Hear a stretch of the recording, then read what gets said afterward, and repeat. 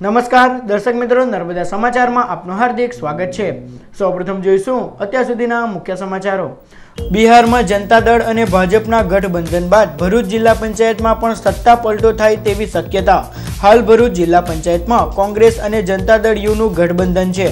આવનારા દિવસોમાં ભંગાણ થાય તેવી ચર્ચા।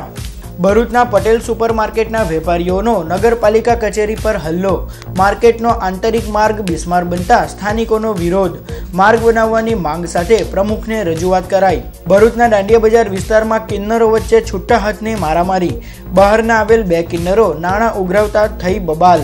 ભરૂચમાં 4 સંગઠનો દ્વારા બંધારણ વિરોધી શાસન સામે મૌન પ્રતિકાર રેલી યોજાઈ। લઘુમતીઓ પર થતા અત્યાચારો બંધ કરાવવાની માંગ। અંકલેશ્વર ઉદ્યોગ મંડળ દ્વારા બનાસકાંઠાના પૂર પીડિતો માટે રાહત સામગ્રી રવાના કરાઈ। 500 થી વધુ તાડપત્રી બનાસકાંઠા મોકલવામાં આવી।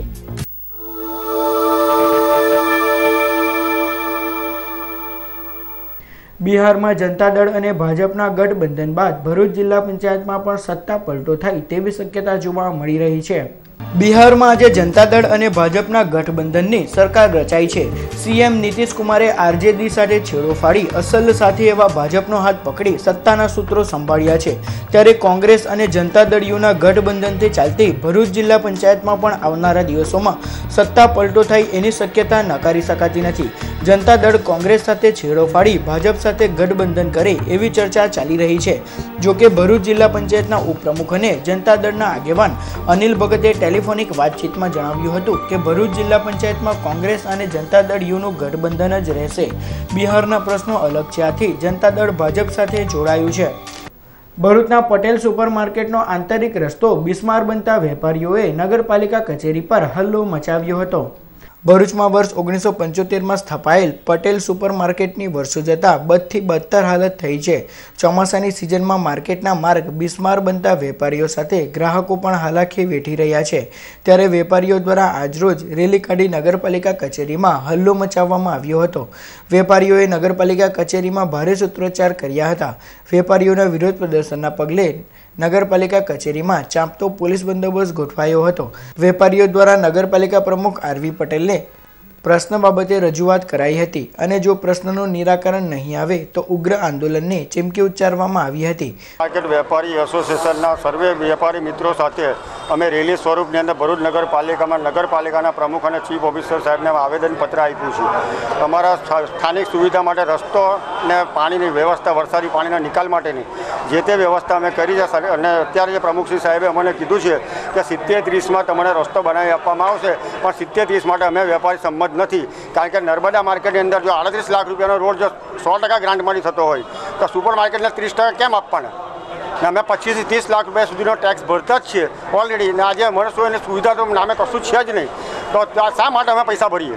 હવે વેપારી કોઈ સાંખી લેવા નથી, કારણ કે અમે 50 વર્ષથી સહન કરતા આવેલા છે। સુપર માર્કેટ આજનું નથી, વર્ષો જૂનું માર્કેટ એ ભરૂચ જિલ્લાનું સૌથી મોટું માર્કેટ છે। ને સુપર માર્કેટના આંતરિક રસ્તા અમે 100 ખર્ચે બનાવેલા હતા, તો ગટર લાઇનની જરૂરિયાત ન હોવાના કારણે પણ અમારી ગટર લાઇનના રસ્તા અમે તોડી નાખ્યા છે। અને નગરપાલિકાના જે તે પ્રમુખ હતા તે સમયે અમને મૌખિક બાંહેધરી આપેલી કે તમારા રસ્તા અમે બનાવી આપીશું, પણ આજે કોઈ અમને એક કપચીની રેતીની ગાડી આપવા તૈયાર નથી। તો આ તરફ નગરપાલિકા પ્રમુખ આરવી પટેલે વેપારીઓના તમામ પ્રશ્નના નિરાકરણની ખાતરી આપી છે।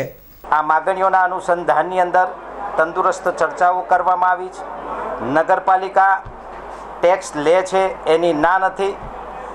જે સુપર માર્કેટની અંદરથી બીજી સોસાયટીઓને અથવા તો અગત્યના દવાખાનાઓ સાથે જો કોઈક જોડાણ કરતા રોડ હશે તો તે અંગે પણ રોડ બનાવવાની મેં ખાતરી આપી છે।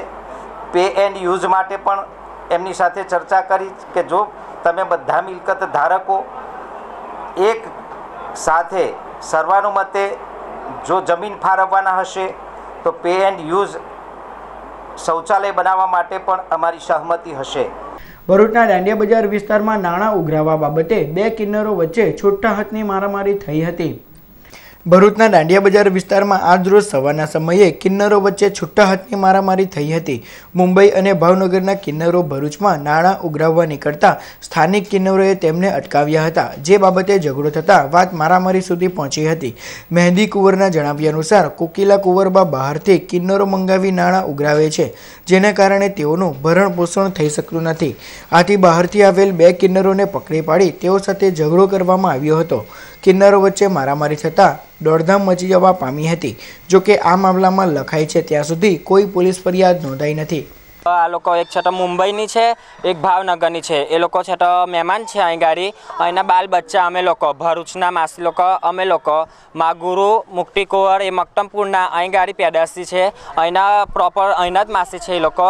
ને આ લોકો છે તો બરોડામાં જે કોકિલા હતા તે ત્યાંથી ચેન્જ થઈને પછી હવે અહીં ગાડી ભરૂચમાં આવ્યા. સાલ થઈ ગયા એ લોકોના ચેલા છે. અમે વસ્તી માંગતા હતા, આ લોકોને પકડ્યા તો એ લોકોના ગુરુ એ લોકોને મૂકીને ભાગી ગયા. અને આજ પછી તમે લોકો જાળવી લેજો કે આજ પછી આવા બનાવ બનવો નહીં જોઈએ. અમારા વસ્તી પાણીમાં અમને રોકટોક કે કોઈ નકલી કે કોઈ જે મહેમાન ગતિ તે અહીં ભરૂચમાં પગ મૂકવો જોઈએ નહીં.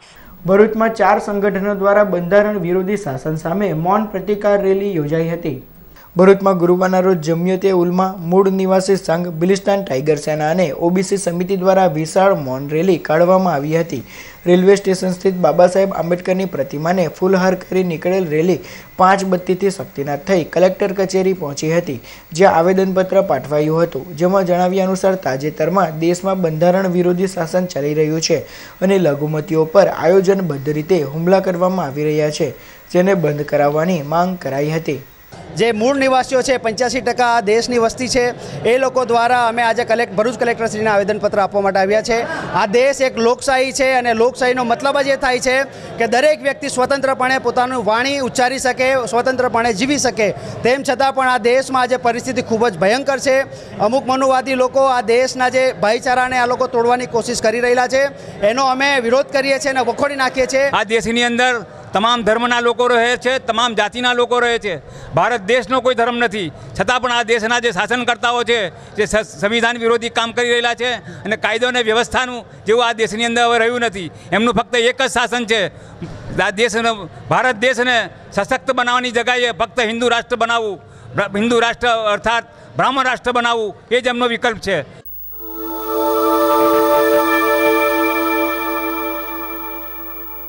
અંકલેશ્વર ઉદ્યોગ મંડળ દ્વારા બનાસકાંઠાના પૂર પીડિતો માટે રાહત સામગ્રી મોકલવામાં આવી હતી. બનાસકાંઠામાં આકાશી આફતથી થયેલા વિનાશમાં ઘર વિહોણા થયેલા લોકોને વહારે અંકલેશ્વર ઉદ્યોગ મંડળ આવ્યું છે અને 500થી વધુ તાડપત્રી બનાસકાંઠા મોકલવામાં આવી છે. ઉદ્યોગ મંડળના પ્રમુખ મહેશ પટેલ, ઉપપ્રમુખ જસુ ચૌધરી, ઇકબાલ નાથાણી, પૂર્વ પ્રમુખ ચંદ્રેશ દેવાણી, નોટિફાઈડ એરિયાના ચેરમેન હિંમત સેલડિયા, જીઆઈડીસી પોલીસ મથકના પોલીસ ઇન્સ્પેક્ટર આર.કે. ધુરિયા સહિત ઉદ્યોગ મંડળના સભ્યો દ્વારા બનાસકાંઠાના પૂર પીડિતો માટે રાહત સામગ્રીનો ટેમ્પો રવાના કરવામાં આવ્યો હતો. આવનારા સમયમાં પૂર અસરગ્રસ્તોને વધુ રાહત સામગ્રી મોકલવાની તૈયારી ઉદ્યોગ મંડળ દ્વારા દાખવવામાં આવી છે. વરસાદના કારણે અસરગ્રસ્ત વિસ્તારો માટે જેવા કે ઉત્તર ગુજરાતમાં બનાસકાંઠા અને ડીસા જેવા વિસ્તારોમાં જે લોકોની જરૂરિયાત માટે તાત્કાલિક અંકલેશ્વર ઇન્ડસ્ટ્રી એસોસિએશન દ્વારા 500 નંગ તાડપત્રીઓનું વિતરણ માટે અહીંથી આજે અમે સરકારશ્રીની સૂચનાથી રવાના કરીએ છીએ. ભરૂચ શહેરમાં આવેલ ભૃગુઋષિ મંદિર ખાતે આજરોજ નાગપંચમી નિમિત્તે નાગમણી દર્શનાર્થે મુકાયો. ભરૂચ શહેર અને જિલ્લામાં નાગપંચમીના પર્વની શ્રદ્ધાભેર ઉજવણી કરવામાં આવી હતી. શહેરના ભૃગુઋષિ મંદિર ખાતે અનોખી રીતે નાગપંચમીની ઉજવણી કરાઈ હતી. સુરતના કશ્યપ શાહને વર્ષ 1995માં એક ભાવિક દ્વારા નાગમણી પ્રાપ્ત થયો હતો, જેઓ શ્રાવણ માસમાં અલગ અલગ મંદિરોમાં નાગમણીને જાહેર દર્શનાર્થે મૂકે છે. જોએ આ મણી આ વખતે ભરૂચના ભૃગુઋષિના મંદિરે દર્શનાર્થે મૂક્યો હતો. આ મણીને શ્રદ્ધાળુઓએ દર્શન કરી ધન્યતા અનુભવી હતી. ધારાસભ્ય દુષ્યંત પટેલે પર નાગમણીના દર્શન કર્યા હતા.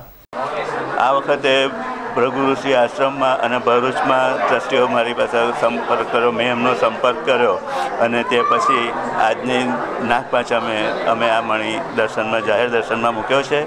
મારું નામ શ્વેતા ખિલવાની. આજે નાગપાંચમના દિવસે મને મણીના દર્શન કરવા મળ્યા છે. હું પોતાની જાતને બહુ ભાગ્યશાળી માનું છું અને મને જેવો ખ્યાલ આવ્યો કે આજે અહીંયા ભૃગુ ઋષિના મંદિરમાં નાગમણીના દર્શન, કોઈ સુરતથી કોઈ ભાઈ નાગમણીના દર્શન આપવાના છે, તો મને થયું કે આજે હું એ દર્શનનો લાભ લઉં અને બીજા દર્શનાર્થીઓને જણાવું કે બહુ સુંદર છે નાગમણીના દર્શન. ભરૂચ ખાતેથી શ્રદ્ધાળુઓ બુઢા અમરનાથની યાત્રાએ જવા રવાના થયા. છેલ્લા ઘણા વર્ષોથી વિશ્વ હિન્દુ પરિષદ દ્વારા જમ્મુ કાશ્મીરના પૂંચ જિલ્લા સ્થિત રાજપુરમાં આવેલ બુઢા અમરનાથ યાત્રાનું આયોજન કરવામાં આવે છે, જેના ભાગરૂપે આ વર્ષે પણ શ્રાવણ માસમાં બુઢા અમરનાથ યાત્રાનું આયોજન કરવામાં આવ્યું છે. ત્યારે ભરૂચ ખાતેથી બુઢા અમરનાથ યાત્રાએ જવા યાત્રાળુઓ રેલવે સ્ટેશન ખાતેથી રવાના થયા હતા. સદર કાર્યક્રમમાં ઓમકારાનંદજી મહારાજ, વિશ્વ હિન્દુ પરિષદના ગિરીશ શુક્લ તેમજ કાર્યકર્તાઓ અને યાત્રાળુઓ ઉપસ્થિત રહ્યા હતા. कम से कम 800 यात्री प्रस्थान कर रहे हैं. बूढ़ा अमरनाथ श्रावण महीना है. श्रावण महीने में भगवान शिव की यात्रा करने से मोक्ष की प्राप्ति होती है. यात्राएं तीर्थ यात्रा जो तारने वाली है इसको यात्रा कहते हैं. इस यात्रा को विघ्न डालने के लिए कश्मीर में आतंकवादियों ने बहुत विघ्न डाले. हमारे 7 गुजराती यात्रियों को मार डाला, तो भी गुजराती उनका होश इतना बुलंद है कि ना 800 लोग इस यात्रा में निकले. सबसे ज़्यादा इसमें महिला निकली हुई है. इनकी यात्रा भगवान शिव के कृपा से पूर्ण हो जाए, यही आशीर्वाद देता हूँ. पुलत्स नदीना किनारे रावणना पिताश्रीए उमर तथा अमरनाथ दर्शन करवा जई शकाय नहीं, એ માટે ભગવાનને વિનંતી કરેલી કે તમે અહીં પધારો. એટલે ત્યાં આગળ બુઢા અમરનાથ સ્વરૂપે ત્યાં આગળ બેઠા અને પછી એમની પૂજા અર્ચના કરતા હતા. અને આજે ઠેર ઠેરથી લોકો ત્યાં જાય છે, એમની કૃપા મેળવે છે અને મનોકામનાઓ પૂર્ણ કરે છે. ભરૂચની શ્રી નર્મદા સંસ્કૃત વેદ પાઠશાળા ખાતે સમૂહ યજ્ઞોપવિત બદલવાનો કાર્યક્રમ યોજાયો. ભરૂચની શ્રી નર્મદા સંસ્કૃત વેદ પાઠશાળા ખાતે શ્રાવણ માસ નિમિત્તે ગુરુવારના રોજ યજ્ઞોપવિત બદલવાનો કાર્યક્રમ યોજાયો, જેમાં બટુકો તેમજ ભૂદેવોએ તેમની યજ્ઞોપવિત જનોઈ શાસ્ત્રોક્ત વિધિ અનુસાર બદલી નવા યજ્ઞોપવિત ધારણ કર્યા હતા. શાસ્ત્રી હેવેન્દ્ર દવે અને આચાર્ય ગૌતમ પંડ્યાએ શાસ્ત્રોક્ત વિધિ અનુસાર યજ્ઞોપવિત બદલાવ્યા હતા. આ પ્રસંગે પાઠશાળાના ટ્રસ્ટી ઋષિ દવે, દિનેશ પંડ્યા તેમજ આમંત્રિતો ઉપસ્થિત રહ્યા હતા.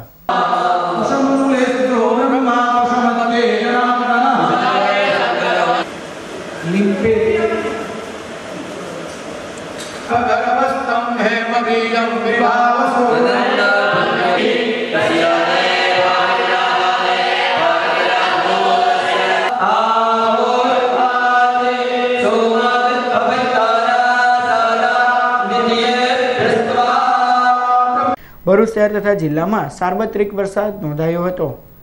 ભરૂચ શહેર અને જિલ્લામાં ગુરુવારના રોજ સાર્વત્રિક વરસાદ વરસ્યો હતો. જિલ્લાના 9 તાલુકાઓમાં મેઘમહેર થઈ હતી, જેના પગલે ધરતીપુત્રોમાં ખુશીની લહેર જોવા મળી રહી છે. ભરૂચ જિલ્લામાં વરસેલ વરસાદના તાલુકાવાર આંકડા પર નજર કરીએ તો આમોદમાં 10 મિલીમીટર, અંકલેશ્વરમાં 17 મિલીમીટર, ભરૂચમાં 17 મિલીમીટર, હાંસોટમાં 1 ઇંચ, જંબુસરમાં 11 મિલીમીટર, નેત્રંગમાં 7 મિલીમીટર, વાગરામાં 16 મિલીમીટર, વાલિયામાં 1.5 ઇંચ, ઝઘડિયામાં 7 મિલીમીટર વરસાદ નોંધાયો છે. હજુ આવનાર 3 દિવસ વરસાદની આગાહી હવામાન વિભાગ દ્વારા કરવામાં આવી છે. અંકલેશ્વરમાં ઇલેક્ટ્રોનિક્સની દુકાનમાંથી 36 LED ટીવીની ચોરી થતાં ચકચાર મચી જવા પામી છે. અંકલેશ્વરમાં કેવલ શોપિંગ સેન્ટરમાં રવિ કોર્પોરેશન નામની ઇલેક્ટ્રોનિક શોપને તસ્કરોએ નિશાન બનાવી શટર ઊંચું કરી શોપમાં પ્રવેશી અંદર મૂકેલ LED ટીવીની ચોરી કરી ફરાર થઈ ગયા હતા. આ અંગેની જાણ રવિ કોર્પોરેશન શોપના સંચાલક રાકેશ મીઠાઈવાલાને થતાં તેઓ તાત્કાલિક દુકાન પર દોડી આવ્યા હતા અને તપાસ કરતા દુકાનમાંથી વિવિધ કંપનીની નાની મોટી આશરે 36 જેટલી LED ટીવી ગાયબ જણાઈ આવતા તેઓએ તાત્કાલિક શહેર પોલીસ મથકમાં જાણ કરતા પોલીસ કાફલો ઘટના સ્થળે દોડી આવ્યો હતો. 36 જેટલી LED ટીવીની ચોરી અંગે રવિ કોર્પોરેશનના સંચાલક રાકેશ મીઠાઈવાલાએ પોલીસ ફરિયાદ નોંધાવતા પોલીસે વધુ તપાસ હાથ ધરી છે. રવિ કોર્પોરેશન અંકલેશ્વરમાં કેવલ શોપિંગ સેન્ટરમાં કામ કરું છું. કાલે મોડી રાત્રે શટર અદ્ધર કરી કાચ તોડી ને અહીંયાથી બધા LED લઈ ગયા છે, તો પોલીસ કમ્પ્લેન કરી છે.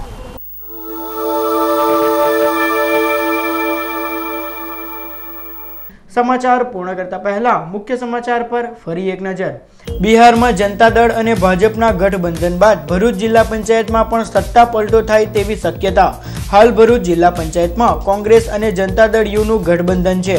આવનારા દિવસોમાં ભંગાણ થાય તેવી ચર્ચા. ભરૂચના પટેલ સુપરમાર્કેટના વેપારીઓનો નગરપાલિકા કચેરી પર હલ્લો. માર્કેટનો આંતરિક માર્ગ બિસ્માર બનતા સ્થાનિકોનો વિરોધ. માર્ગ બનાવવાની માંગ સાથે પ્રમુખને રજૂઆત કરાઈ. ભરૂચના દાંડિયા બજાર વિસ્તારમાં કિન્નરો વચ્ચે છૂટા હાથની મારામારી. બહારના આવેલ 2 કિન્નરો નાણાં ઉઘરાવતા થઈ બબાલ. ભરૂચમાં 4 સંગઠનો દ્વારા બંધારણ વિરોધી શાસન સામે મૌન પ્રતિકાર રેલી યોજાઈ. લઘુમતીઓ પર થતા અત્યાચારો બંધ કરાવવાની માંગ. અંકલેશ્વર ઉદ્યોગ મંડળ દ્વારા બનાસકાંઠાના પૂર પીડિતો માટે રાહત સામગ્રી રવાના કરાઈ. 500થી વધુ તાડપત્રી બનાસકાંઠા મોકલવામાં આવી. તો હતા અત્યાર સુધીના નર્મદા સમાચાર. નવા સમાચારો સાથે ફરી મળીશું. નમસ્કાર.